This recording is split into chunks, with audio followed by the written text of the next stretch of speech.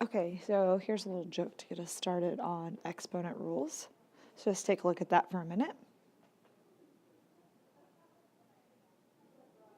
So just a little humor for you. Okay, so this is the note sheet we use in class, and I'm just going to use the same note sheet, so in case you missed the notes or if you didn't understand them, we'll just have the exact same one. So if we rewrite this longhand, we have x to the fourth, which means 4 x's, times x to the sixth, which means 6 x's. And so our answer is 6 x's, x to the sixth. Well, our rule for exponent is when we're multiplying two things with the same base, we're just going to add those powers. So that's our rule. That's called our product rule.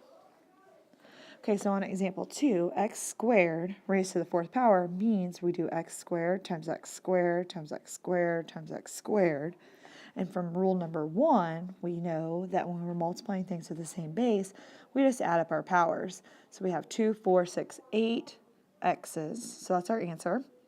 And this brings us to our power of a power rule. So power of a power, which says that if we're raising something to a power that's already raised to a power, we just multiply those powers like that. So that's that rule. Example 3, if we are dividing, we have 6 x's on top and 4 on bottom. Then if something is on top and bottom of a fraction, it cancels out. So we're left with just 2 x's. This is called our quotient rule. And it says that if we are dividing two things with the same base, then we just subtract our powers. Okay, so let's look at that next rule. This says if we have x to the sixth over x to the sixth, so we can look at it two different ways. We can look at the long way, or we can look at what we just, the rule that we just did. So 6 x's on top and bottom. So all of these x's cancel each other out. And we're left with the coefficients, which on top would have been 1, and on bottom would have been 1. So 1 divided by 1 is just 1. So we have 0 x's, and when we have 0 as an exponent, the answer is 1. So that's the rule. Anything raised to the 0 power equals 1.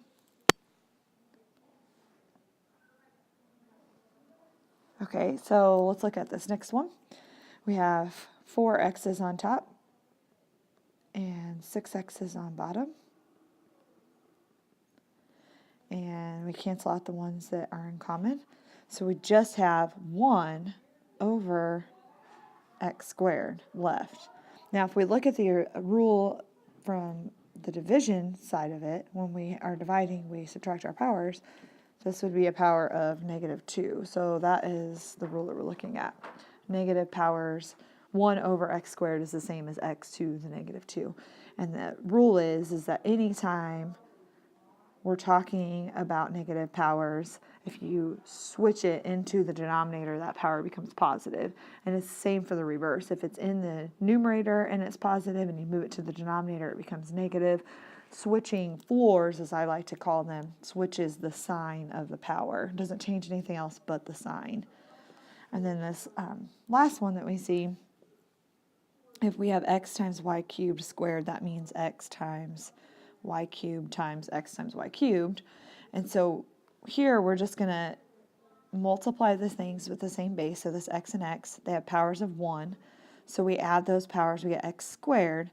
And then we're going to add the powers on our y's. So we get y to the sixth, which is the same as, in a way, distributing that 2 to both parts. So this x over here has a power of 1. And we use the power of the power rule from example 2. And we see that if we multiply 1 times 2, we get this 2. And then this 3 times 2, we get this 6. So the rule, it's called the power of a product rule. It says that when we have a product and we're raising that to a power, we're going to multiply that power by both exponents inside the parentheses. So the x would get it and the y would get it. Okay, so this is a nice visual for those rules that we just went over. So this first one is the multiplication rule. If you have two things with the same base and you're multiplying, then you add the power. So this power you can see on this first one is a combination. It's the addition of the two powers that make it up. So this is our product rule.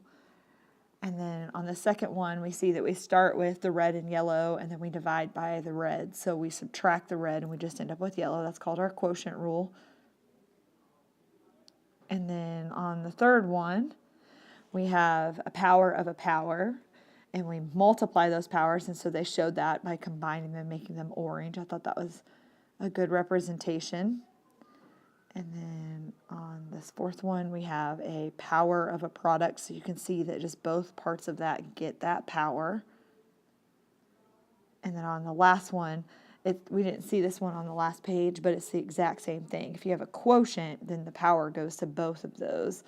So this is called the power of a quotient.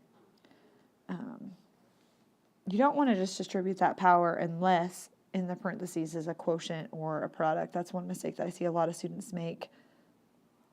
So if you want to refer to the other videos for more examples, this is a complete list of all of your rules.